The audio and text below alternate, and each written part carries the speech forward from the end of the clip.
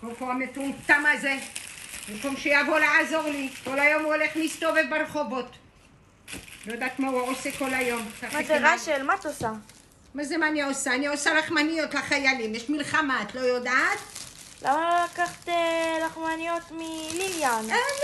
ליליאן התקלקל לה התנור דווקא עכשיו, במלחמה התקלקל לה התנור. אני עשיתי לבד, לא צריך.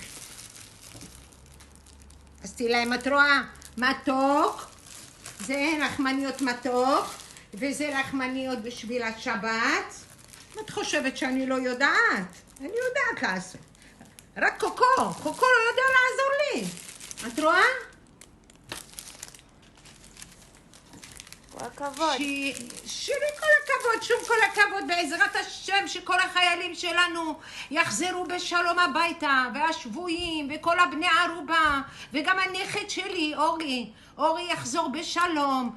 אלוהים ישמור את כל החיילים בגבולות, ונגבר על כל החמאס, תחעליהם باطل يجيهم شي تقردي عاد الأعمار يتعبيهم زاد الله العزيز على ما שעשו לנו. אלוהים ישלם להם, يتحى عليهم باطل يجيهم بوقليب والديفوش والبومزوي وكلهم المرودات يتحوا فيهم زاد الله العزيز تخط ربي يسمعون بريو حي على هاد الشم دي في يدها باكلي كتركب الشم.